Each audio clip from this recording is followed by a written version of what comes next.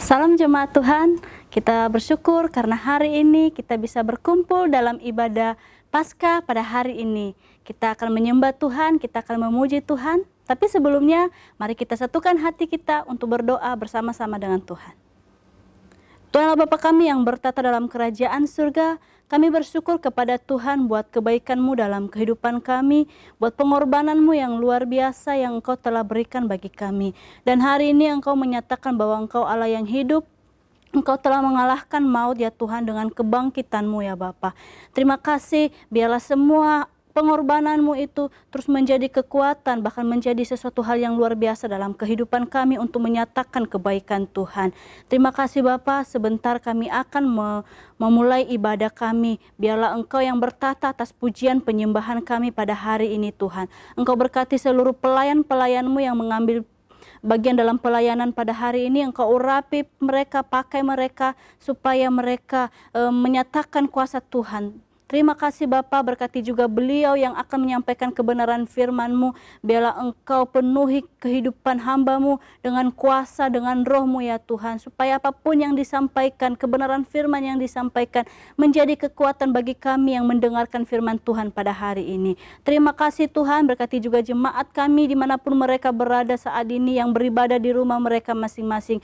Engkau penuhi juga mereka dengan roh-Mu supaya kami bersatu hati mempermuliakan nama Tuhan, bahkan merasakan cinta kasih Tuhan pada hari Paskah ini. Terima kasih Tuhan, terima kasih. Kami serahkan ibadah kami dari awal, pertengahan hingga akhirnya. Biarlah nama Tuhan dipermuliakan. Di dalam nama Yesus kami berdoa dan mengucap syukur. Haleluya. Amin. Selamat beribadah. Tuhan Yesus memberkati. Shalom jemaat yang dikasihi Tuhan. Selamat hari Paskah. Kita bersyukur hari ini Tuhan bangkit, membuktikan Dia Allah yang hidup. Haleluya, mari kita merayakan dengan bersuka cita. Jikalau Bapak Ibu mempunyai panji-panji di rumah ataupun kertas atau apapun yang bisa dijadikan panji-panji, kita mau bersama-sama gunakan untuk memuji Tuhan. Haleluya, kita nyanyikan pujiannya dengan bersuka cita.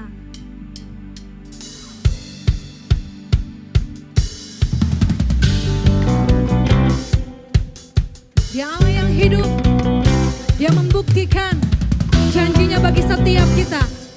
Haleluya.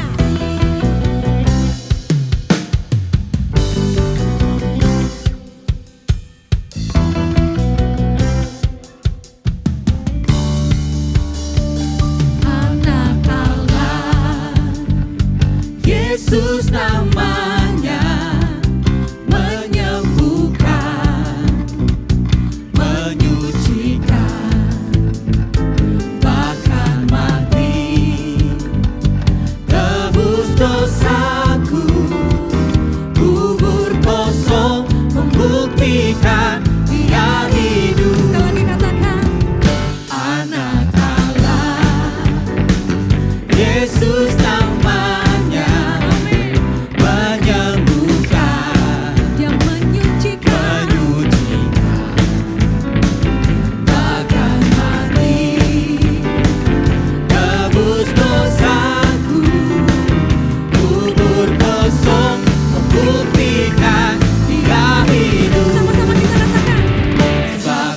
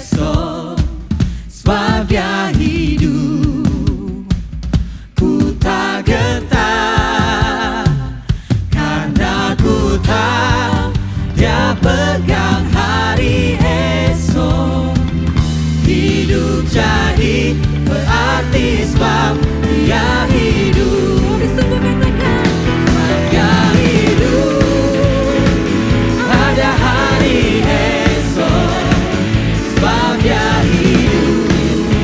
Tuhan, Tak gentar, karena ku tahu dia pegang hari esok. Hidup jadi berarti sebab dia hidup. Hidup jadi berarti sebab dia hidup. Hidup jadi berarti sebab dia hidup. haleluya. Dan Tuhan yang membuktikan bahwa dia Tuhan yang hidup. Yes. Tepuk tangan buat Tuhan kita yang dahsyat. Haleluya.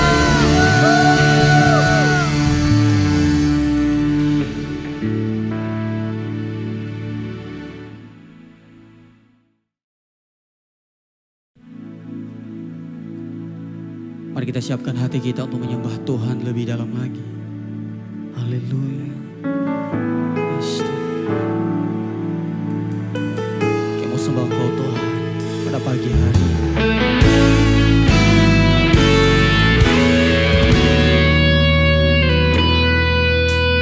Ku hidup oleh anugerah,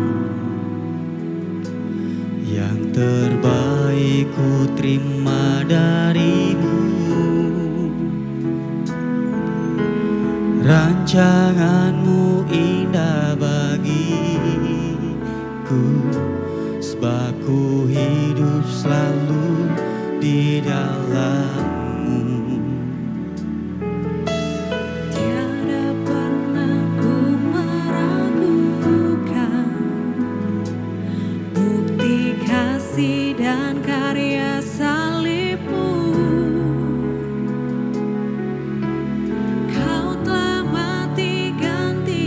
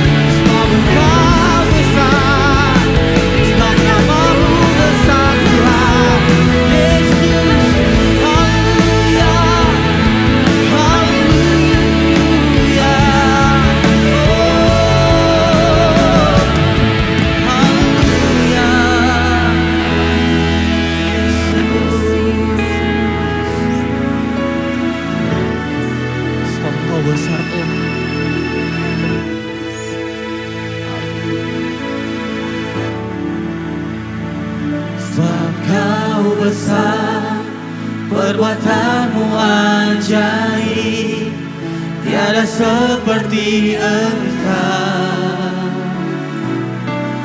tiada seperti Engkau, sebab Kau besar.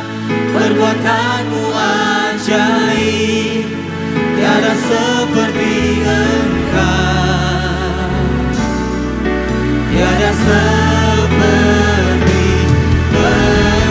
Sebab Engkau besar Tuhan, sebab Kau besar. Perbuatanmu ajaib, tiada seperti Engkau, tiada seperti Engkau. Sebab Kau besar. Perbuatanmu ajaib, tiada seperti Engkau, tiada seperti Engkau, tiada seperti Engkau, tiada seperti Engkau, tiada seperti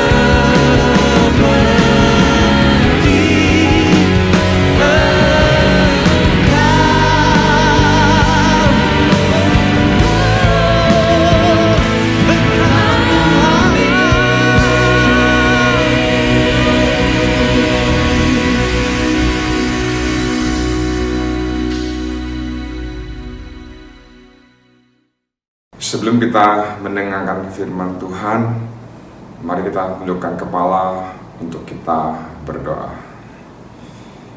Hati kami penuh dengan ucapan syukur ya Tuhan, karena pagi hari ini kami dapat merayakan ibadah Paskah bersama dengan saudara-saudara kami seiman.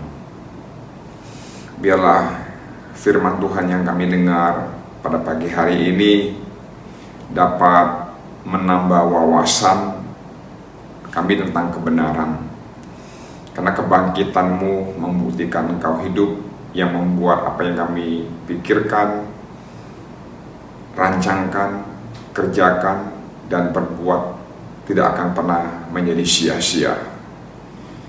Oleh sebab itu, jamah hati dan pikiran kami ya Tuhan, agar firman Tuhan yang kami dengar menjadi rema di dalam seluruh aspek kehidupan kami. Dan pengurapan dan kuat kuasa-Mu turun atas hamba-Mu yang menyampaikannya, dan pengurapan yang sama turun atas setiap kami pada pagi hari ini. Berfirman Tuhan, kami siap untuk mendengarkannya dalam nama Tuhan Yesus Kristus.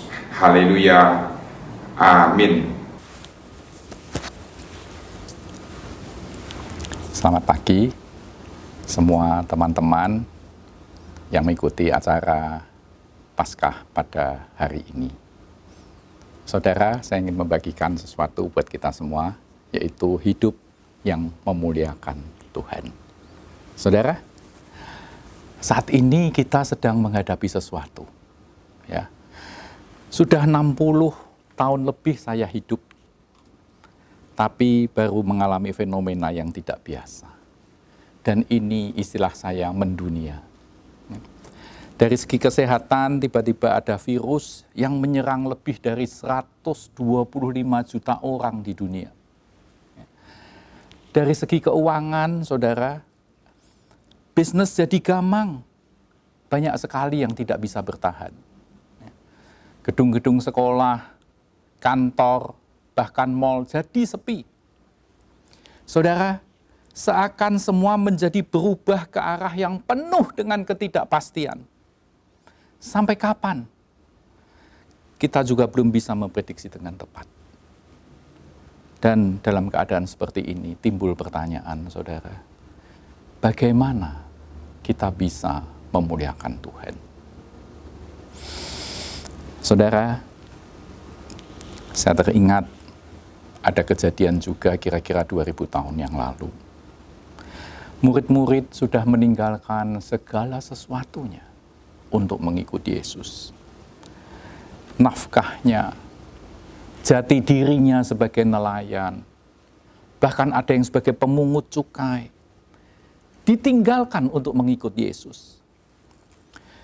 Murid-murid sudah mempertaruhkan masa depannya, pengharapannya. Tapi ternyata setelah perjamuan malam, Yesus malah ditangkap. Dan Jumat pagi semakin parah, saudara. Petrus menangis terseduh-seduh karena menyangkal Tuhan. Yesus dilucuti, didera, disiksa, dan bahkan kemudian kita tahu mati disalib. Saudara, saat itu semua bertanya-tanya juga dalam hatinya, di mana Tuhan? Tidak terkecuali Petrus, yang dulunya dia bisa berkata, Engkau adalah Mesias, Anak Allah yang hidup. Tapi Petrus menangis, terseduh-seduh. Bukan hanya karena dia menyangkal, tapi juga karena dia bingung dan putus asa. Juga mungkin Salome, saudara. Ibu daripada Yakobus dan Yohanes, yang pernah meminta supaya kedua anak ini nanti duduk di samping daripada Yesus. Tapi sekarang dia terpana. Yang dilihat di samping kiri dan kanan daripada Yesus adalah dua penjahat yang sama-sama disalib. Dan kira-kira pukul 3 siang, Yesus mati. Dan saya percaya, itu keguncangan yang sangat besar terjadi terutama bagi murid-murid Yesus. Saudara, mungkin juga Lazarus ada di sana. Dia pasti diliputi dengan tanda tanya yang besar. Mungkin dalam dirinya bertanya, kenapa beliau yang dulunya menghidupkan aku malah sekarang mati disalib? Atau mungkin Bartolomeus, dalam hatinya dia mungkin menjerit, aku yang dulu buta kau celikan. Tetapi kenapa sekarang mataku melihat engkau seperti ini? Saudara, bahkan mungkin juga gembala-gembala yang dulu hadir pada waktu kelahirannya dia. Di mana waktu itu gembala-gembala itu pulang bersukacita dan mereka memuliakan Allah. Tapi saat itu mungkin jadi keluh dan maaf, tidak bisa memuliakan Allah. Saudara, yang menarik, justru di saat murid-murid Yesus kocar-kacir seperti itu, dalam keadaan yang sangat tidak menentu, ternyata ada satu orang yang justru bisa memuliakan Allah. Saudara, kita baca dulu kitab Lukas 23, ayat yang ke-45. Sebab matahari tidak bersinar, dan tabir bait suci terbelah dua. Lalu Yesus berseru dengan suara nyaring, Ya Bapa, ke dalam tanganmu kuserahkan nyawaku. Dan sesudah berkata demikian, ia menyerahkan nyawanya. Ketika kepala pasukan melihat apa yang terjadi, ia memuliakan Allah. Katanya, sungguh orang ini adalah orang benar. Dan sesudah seluruh orang banyak yang datang berkerumun di situ untuk tontonan itu, melihat apa yang terjadi itu, pulanglah mereka sambil memukul-mukul diri. Ayat 49, semua orang yang mengenal Yesus dari dekat, termasuk perempuan-perempuan yang mengikuti dia dari Galilea, berdiri jauh-jauh dan melihat semuanya itu. Saudara lihat dari ayat-ayat ini. Terutama ayat 49 berkata, semua orang yang mengenal Yesus dari dekat. Ya, ini bukan teman-teman biasa, saudara. Yang mengenal dengan dekat. Termasuk perempuan-perempuan yang mengikuti dia dari Galilea khusus. Dikatakan mereka berdiri jauh-jauh dan melihat semuanya itu. Saudara, kepala pasukan adalah orang yang paling bertanggung jawab menyelesaikan misi penyaliban Yesus. Saudara, dia ternyata malah bisa melihat. Ini bukan manusia biasa. Yang sedari tadi aku siksa, ternyata dia bukan manusia biasa. Dan dia berkata, sungguh orang ini adalah orang benar. Dulunya aku menganggap bahwa engkau itu penghasut, atau mungkin juga nabi palsu. Tapi aku melihat bumi berubah menjadi gelap. Gempa bumi aku rasakan. Dan terutama, aku juga mendengar pembicaraanmu dengan Bapa. Ya Bapa, ke dalam tanganmu kuserahkan nyawaku. Kepala pasukan itu sadar, saudara. Markus menulis, waktu kepala pasukan itu berdiri berhadapan dengan dia, melihat matinya yang demikian, berkatalah ia, sungguh ia adalah anak Allah. Saudara, kepala pasukan itu justru merasa, aku orang paling berdosa. Mungkin dia langsung bertelut, dia mungkin menjerit, Tuhan ampuni aku. Aku yang mendapat tugas dan bertanggung jawab untuk penyalibanmu. Aku yang memaksa anak buahku untuk menyiksa engkau. Untuk memaku tangan dan kakimu. Dan aku yang menyuruh juga supaya salib itu ditegakkan. Dan supaya aku melihat engkau mati di salib itu. Saudara, saya percaya kepala pasukan itu mengalami satu perjumpaan secara pribadi dengan Tuhan. Dan bukan perjumpaan yang biasa, tapi perjumpaan yang dalam. Ia berubah. Dari dulunya bengis, kejam, mungkin langsung menangis, mengingat kesalahan dan dosanya. Saudara, apa yang dia lihat di depan matanya membuat dia ingat akan Allah. Ini tercatat di Alkitab, di Injil Lukas tadi. Ketika kepala pasukan melihat apa yang terjadi, ia memuliakan Allah. Saudara, saya bayangkan dia bertelut. Dia minta ampun dan dia menyembah Tuhan. Saudara, sebaliknya, murid-murid malah masih termangu-mangu, tidak bisa menerima kenyataan ini. Tidak terkecuali Simon Petrus. Hatinya pasti terpukul. Apalagi saat dia menyadari, mendengar suara ayam berkokok. Dia baru saja menyangkal Yesus. Petrus mungkin saat itu melihat mata Yesus memandang kepadanya. Bukan untuk minta pertanggungjawaban. Walau benar bahwa dia menyangkal, tapi saya percaya mata Yesus memandang kepada Petrus tetap dengan mata yang penuh dengan kasih. Saudara, mata yang sama yang menghujam ke dalam sanubari kepala pasukan. Dan kepala pasukan itu langsung menyadarinya, merasakannya. Ada kasih yang memenuhi jiwanya. Ada kasih yang menghapus kebengisannya. Ada kasih yang meluap melalui mata daripada Yesus yang menatap dia.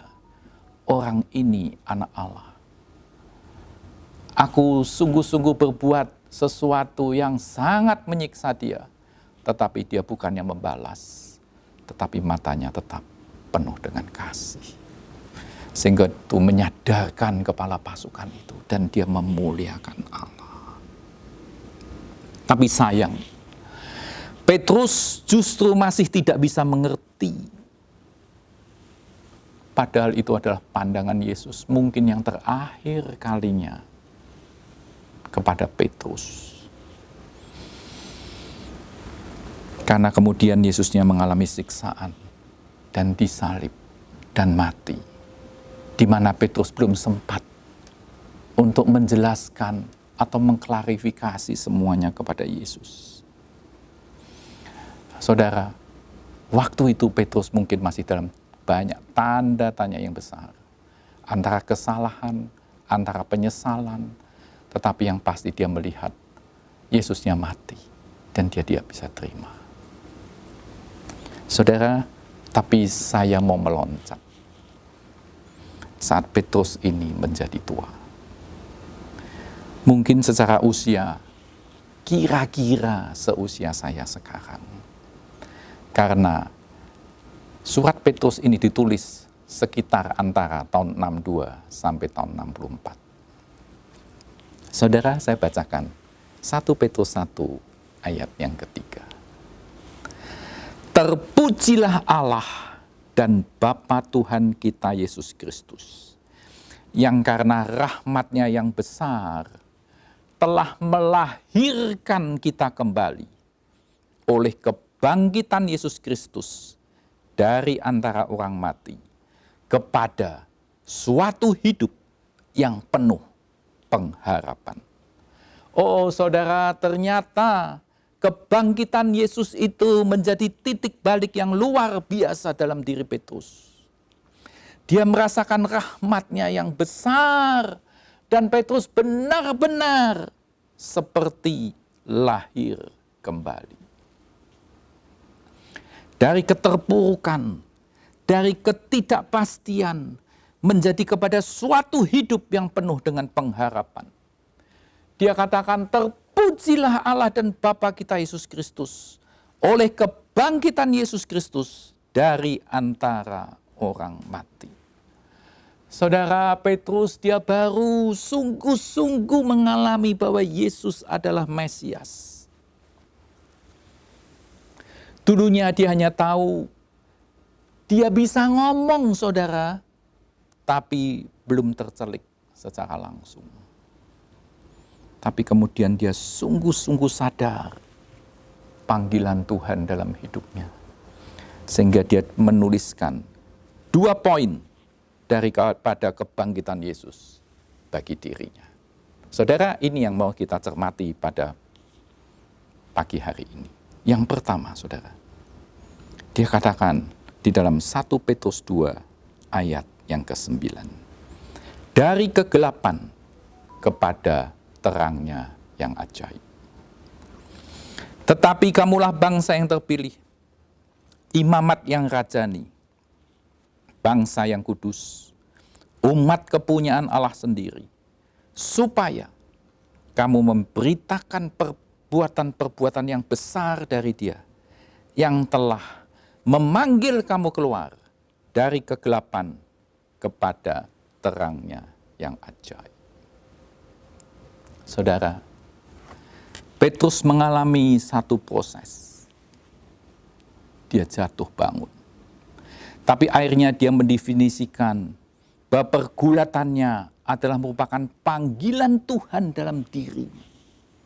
Dan dia merasakan, dulu aku tidak tahu, dulu gelap. Tapi ternyata setelah mengalami semuanya, dia baru tahu. Tahu dengan jelas. Dia menyebut pindah dari kegelapan kepada terangnya yang ajaib. Saudara, saya mau balik dulu sebentar. Ya. Kalau kita baca, ada satu kisah percakapan antara Yesus dengan Petrus pada saat-saat terakhir sebelum Yesus naik ke surga. Ya, Yohanes 21 ayat 15. Sesudah sarapan, Yesus berkata kepada Simon Petrus, Simon anak Yohanes, apakah engkau mengasihi aku lebih daripada mereka ini? Jawab Petrus kepadanya, benar Tuhan, engkau tahu bahwa aku mengasihi engkau. Kata Yesus kepadanya, gembalakanlah domba-dombaku. Dan pertanyaan itu diulang sampai 3 kali. Maka sedih hati Petrus karena Yesus berkata untuk ketiga kalinya, apakah engkau mengasihi aku? Saudara, waktu itu Petrus belum bisa mengerti sungguh-sungguh. Bahkan dia mengajak murid-murid lain untuk kembali hidup sebagai nelayan. Dia mungkin merasa sia-sia selama 3 tahun lebih mengikuti Yesus. Dan sekarang Yesus meminta dia untuk menggembalakan domba-dombanya. Dia sedih hati, tapi tetap saat itu masih belum mengerti. Baru setelah Roh Kudus turun, Petrus berubah dengan luar biasa. Kalau saudara baca di Kisah 2 ayat 14, di situ dikatakan, maka bangkitlah Petrus. Saudara, bukan hanya secara fisik dia bangkit, tapi dia bangkit karena ada pengertian yang baru, ada enlightenment yang baru. Penyingkapan dan pembuktian bahwa Yesus Tuhan terjadi di depan matanya. Mata hati dan roh Petrus diterangi secara ajaib. Dia baru mengerti hidup memuliakan Tuhan. Saudara, dia menjadi penggerak jemaat yang mula-mula. Mujizat demi mujizat menyertainya. Orang lumpuh berjalan, bahkan tercatat sebagai pengkhotbah yang memenangkan ribuan orang. Petrus bangkit dari pecundang menjadi saksi Tuhan yang berani. Dia ambil tongkat estafet itu. Dia genggam erat-erat. Dan dia jalani bersama Roh Kudus. Saudara, Petrus baru tahu mengapa Yesus menyuruh dia menggembalakan domba-dombanya. Sehingga kalau saudara baca di 1 Petrus 5, dia yang ganti berpesan kepada jemaat untuk menggembalakan kawanan domba Allah. Saudara, di Vatikan ada satu gereja sebagai pusatnya umat Katolik. Namanya Gereja Saint Peter's.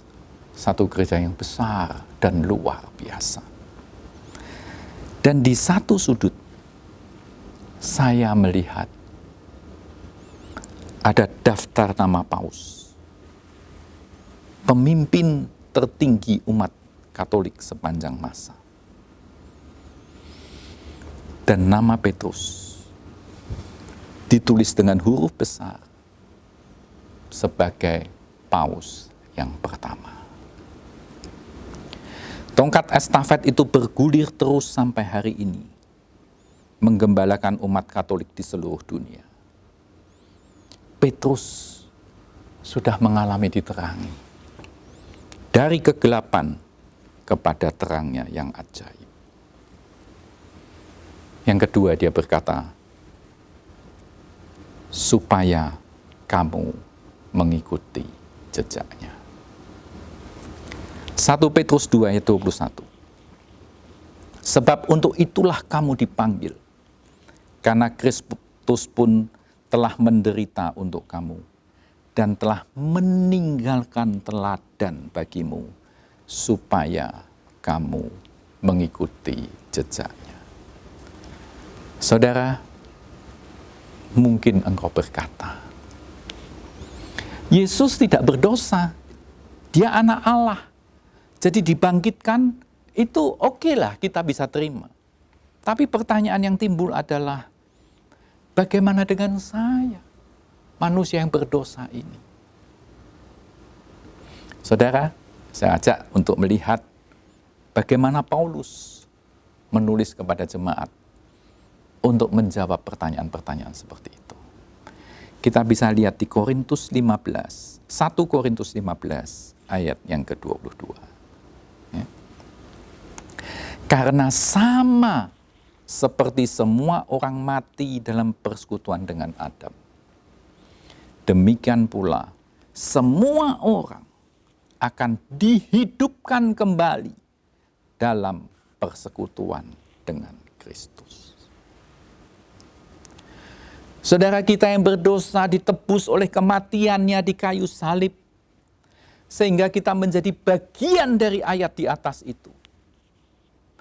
Semua orang akan dihidupkan kembali dalam persekutuan dengan kebangkitan Kristus. Saudara, Petrus ini benar-benar dia bukan hanya menulis mengikuti jejak Tuhan, tapi kita melihat banyak catatan yang menunjukkan Petrus ini mengalami, bahkan juga mengalami disalib dengan kepala di bawah. Tapi rohaninya dia tetap kuat, karena rohaninya telah bangkit. Bahkan dia di 1 Petrus 5 ayat 10 berkata seperti ini, saudara. Dan Allah, sumber segala kasih karunia, yang telah memanggil kamu di dalam Kristus kepada kemuliaannya yang kekal, akan melengkapi, meneguhkan, menguatkan, dan mengokohkan kamu sesudah kamu menderita seketika lamanya. Ialah yang empunya kuasa sampai selama-lamanya. Saudara, ingat ini. Ayat ini ingat sungguh-sungguh. Kita yang sudah dilengkapi, kita yang sudah diteguhkan, kita yang sudah dikuatkan, kita yang sudah dikokohkan, bisa masuk ke dalam kemuliaannya yang kekal. Dan secara khusus di hari Minggu Paskah ini, saya mengajak setiap kita untuk mengikuti jejak Kristus. Saya katakan, mari kita ikuti jejak Kristus. Apa itu jejaknya? Mati dan bangkit. Kita harus mati terhadap keakuan dan manusia lama kita. Dan kita harus bangkit menjadi manusia baru yang memuliakan Tuhan. Itu yang satu jejak Kristus di hari Paskah ini yang harus kita sadari, yang harus kita maknai dalam hidup. Mati dari keakuan kita, mati dari manusia lama kita, dan bangkit menjadi manusia yang bisa memuliakan Tuhan. Saudara, tadi di depan saya sampaikan, kita sedang ada dalam ketidakpastian. Banyak yang tidak kita mengerti. Demikian juga Petrus. Dia mengalami naik turun dalam pengiringannya kepada Yesus. Dia mengalami, maksud saya, dulunya dia menghidupi hidup ini walaupun sudah mengiring Yesus. Tapi maaf, masih dengan kacamata secara manusia. Dia ingin mengejar kemuliaan dunia. Tapi kematian dan kebangkitan Yesus telah melahirkan dia kembali. Sehingga dia mengerti. Seperti kepala pasukan itu, dia juga sadar dan dia mengerti. Maka, saudara, kalau peristiwa Paskah waktu itu, ada kepala pasukan. Dan kemudian Petrus, karena kebangkitannya, membuat dia seperti lahir kembali. Maka mereka berdua menjadi memuliakan Allah.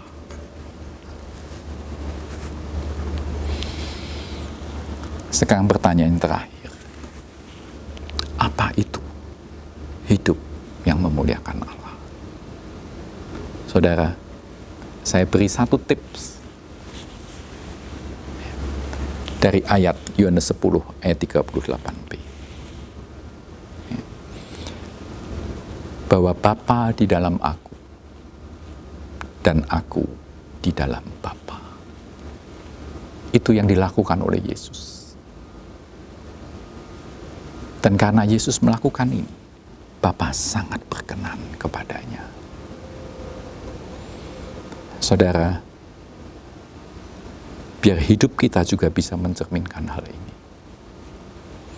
Kita di dalam Tuhan, dan Tuhan di dalam kita. Sehingga apapun juga yang kau kerjakan, dimanapun juga engkau, biar orang bisa melihat ada warna Kristus di dalam kehidupanmu. Atau mungkin yang paling gampang dikatakan, kita dan Bapa menjadi satu. Kita manunggal dengan Tuhan. Orang melihat kita, orang melihat Tuhan.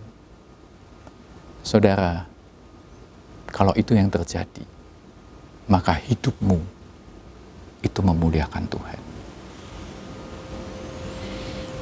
Banyak definisi, apapun juga, engkau dimanapun juga, engkau bisa memuliakan Tuhan di dalam hidupmu. Kalau engkau bisa mencerminkan sifat-sifat ilahi daripada Bapa ada dalam dirimu. Saudara, biar setiap kita secara sadar mengerti akan makna kebangkitan ini. Dan kita memaknai makna kebangkitan itu bukan nanti, setelah kita mati dibangkitkan. Tapi hari ini, pada saat kita hidup ini, kita perlu dibangkitkan. Biar kita seperti Petrus, yang dia mengalami karena kebangkitan Tuhan membuat dia sadar. Seakan-akan dia dipindahkan dari kegelapan kepada terangnya yang ajaib. Dan kemudian setelah dia sadar, dia melihat di dalam terang, dia melihat Yesus itu Allah. Dan dia berjanji mengikuti jejak Tuhan. Dan dia jalani itu, saudara.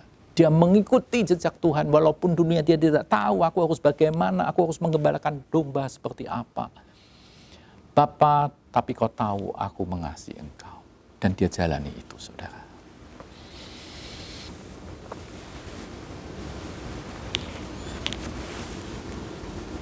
Maka saudara, pada kesempatan ini, saya rindu kita semua. Kebangkitan Kristus, biar membawa sesuatu warna baru. Semangat baru menghadapi ketidakpastian. Tapi kita tetap ada satu yang pasti. Kita tetap ikuti jejak Tuhan. Maka saya percaya jejak itu akan membawa kita memuliakan nama Tuhan. Biar Roh Kudus memberikan segala pencerahan dalam hidup kita masing-masing. Dan dengan pemahaman yang baru, agar sungguh-sungguh kita semua boleh hidup memuliakan namanya. Selamat Paskah, Tuhan memberkati.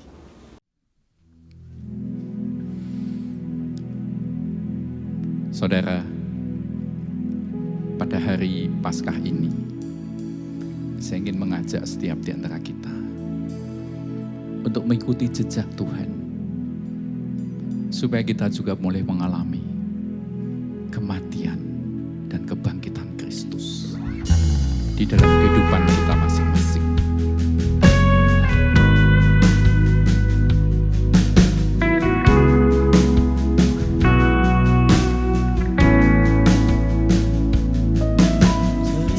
Tak mengerti jalan-jalan-Mu Tuhan, bagai di belantara yang gelap. Tanpa seribu tanya, namun tetap percaya, jejak-Mu Tuhan sungguh sempurna.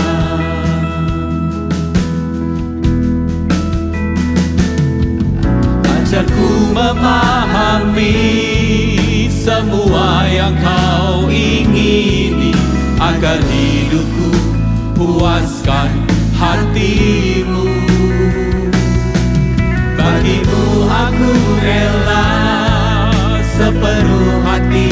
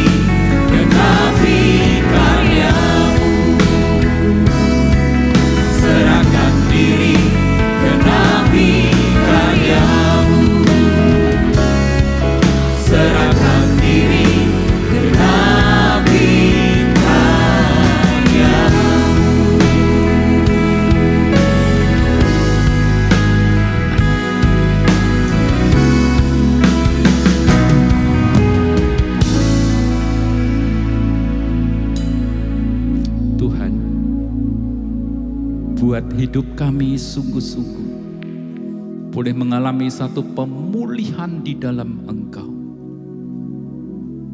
Secara khusus pada hari Paskah ini, biar kebangkitan Kristus menjadi nyata dalam hidup kami masing-masing. Terima kasih Tuhan. Terima kasih. Kami mau mensyukuri segala anugerah-Mu yang demikian luar biasa. Menang atas maut. Bangkit. Dan buat setiap di antara kami boleh mengalami bangkit di dalam kehidupan. Dan pengharapan yang tidak akan pernah berakhir. Pengharapan yang ada di dalam nama Tuhan Yesus Kristus.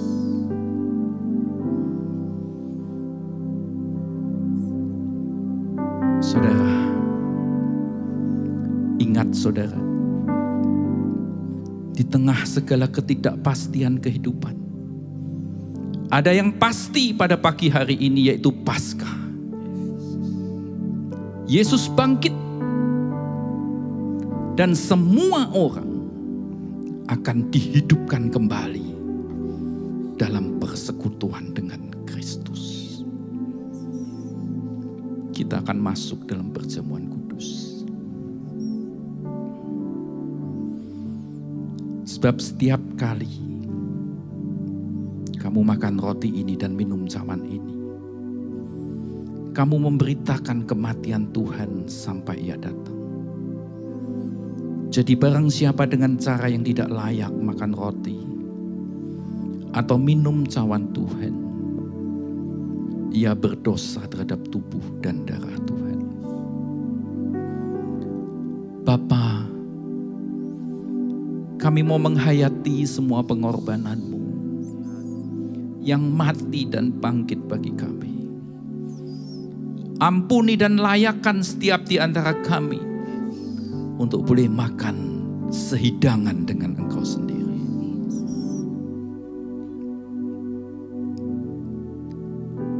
Saya mengajak teman-teman untuk bangkit berdiri dan kita pegang roti ini dan dengarkan firman Tuhan.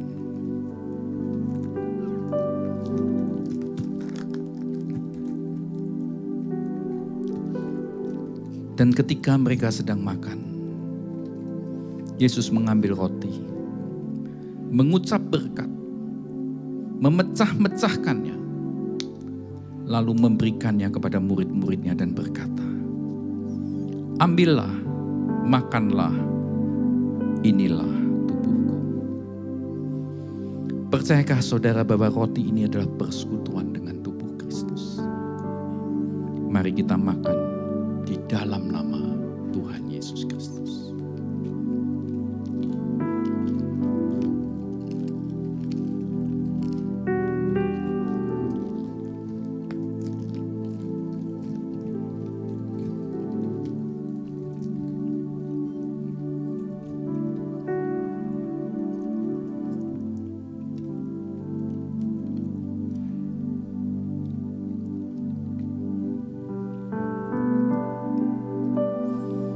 Sesudah itu ia mengambil cawan, mengucap syukur, lalu memberikannya kepada mereka dan berkata, minumlah kamu semua dari cawan ini, sebab inilah darahku, darah perjanjian yang ditumpahkan bagi banyak orang untuk pengampunan dosa.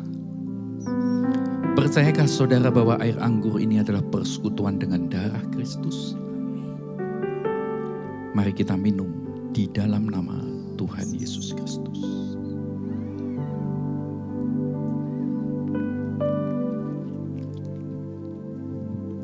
Kita naikkan pujian haleluya 12 kali.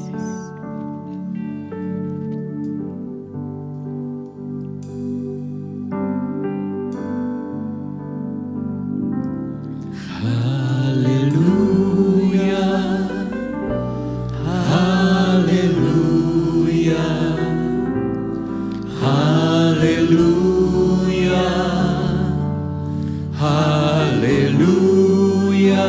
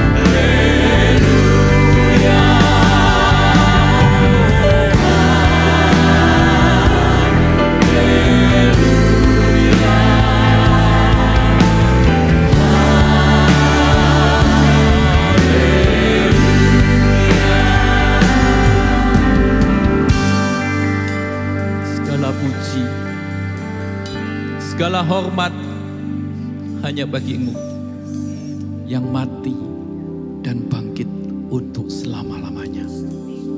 Terima kasih Tuhan, biar setiap anak-anak-Mu boleh mengalami kekuatan yang baru, bangkit menjadi manusia milik Kristus, sekarang bahkan sampai selama-lamanya. Amin. Tuhan memberkati.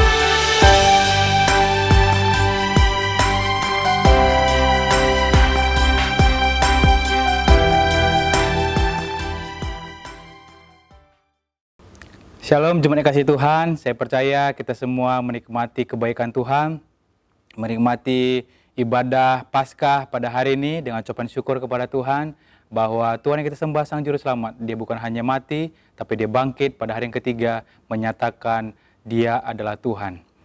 Dan sebentar sebelum kita akhiri ibadah kita, saya percaya kita semua diberkati oleh kebenaran firman Tuhan yang dibagikan hari ini.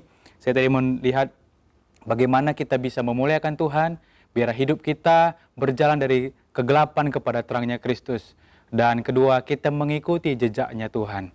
Biarlah kehidupan kita setiap hari, bahkan di masa pandemi ini, kita bisa terus memuliakan nama Tuhan dalam kehidupan kita.